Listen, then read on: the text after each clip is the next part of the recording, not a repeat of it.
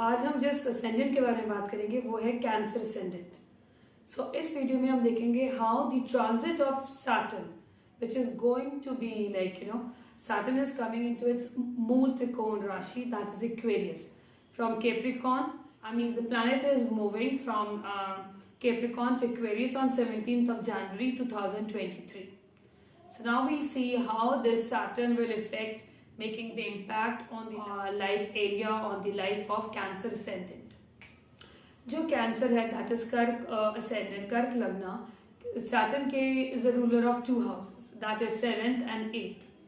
अभी 2.5 साल से Saturn was in the 7th house, that is in the Capricorn राशि.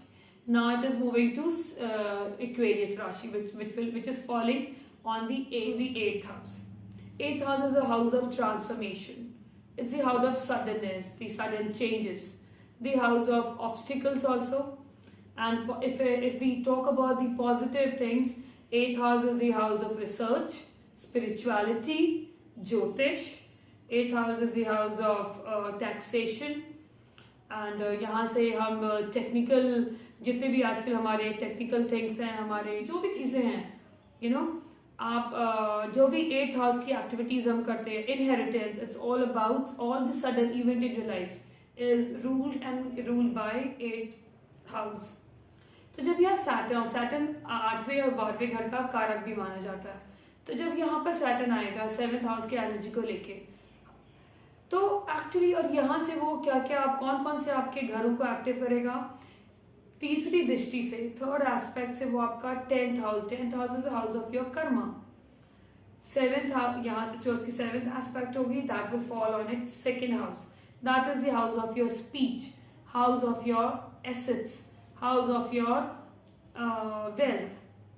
फ्रॉम अब सैटर्न का 10th एस्पेक्ट है, दैट इज जहाँ पे जो कहते हैं ना कर्म एस्पेक्ट है, जहाँ पे आपको कर्म करना पड़ेगा, which will fall on the 5th house.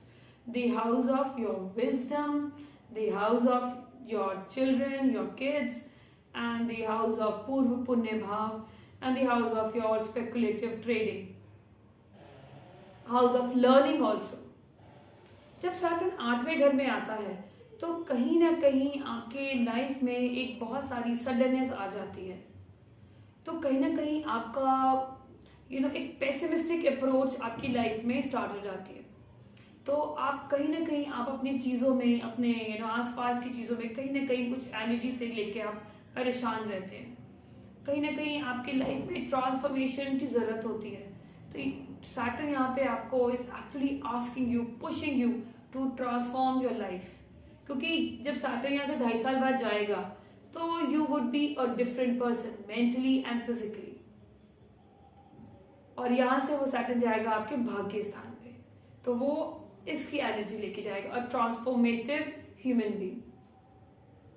तो जब सैटर्न यहाँ पर होता है तो कहीं ना कहीं आपके करियर में भी you will find lot of changes, और there are chances you may change the job, और there are chances you may change the field, entire field also, क्योंकि कहीं ना कहीं उसका प्रभाव तो है. तो जब आपका सैटर्न होता है तो कहीं ना कहीं आपके जब वो 2nd हाउस में दिखेगा तो कहीं ना कहीं you have to control your speech, क्योंकि वो आपकी स्पीच पे भी उसका इम्पैक्ट होगा. तो you need to think twice because it's a house of your family. तो there it happens like just because of your speech, just because of your action, कहीं ना कहीं वो you get into some kind of family crisis, family problem, or maybe some kind of tussle चलेगा. You need to work on your speech area. You कहीं ना कहीं आपको अपने wealth को लेके भी you have to be like a little bit cautious कि आप बहुत spendthrift ना करें. क्यों? क्योंकि जो सैटर्न होता है, जब सैटर्न का ट्रांजिट होता है, तो जो सैटर्न की जो त्रिकोण में राशियां आती हैं, that is the 5th and 9th from Saturn. It will be like 5th and 9th कौन सी पड़ेगी आपकी, पड़ेगी Gemini and Libra. Gemini would be your 12th sign of your Cancer ascendant, and Libra would be the 4th, would fall in the 4th house. तो कहीं ना कहीं घर के एटमॉस्फेयर में भी कहीं ना कहीं अगर वहाँ पर ग्रह होते हैं तो it actually activate those houses, those planet more effectively. तो कहीं ना कहीं अगर if you actually thinking of moving to the abroad, it is the right time.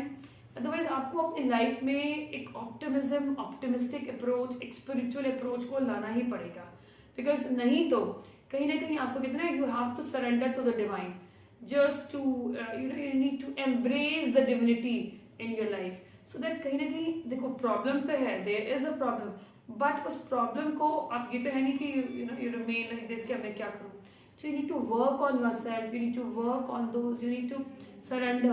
कहीं ना कहीं आप स्पिरिचुअलिटी की तरफ जा सकते हैं, which is actually the Saturn is asking you to do.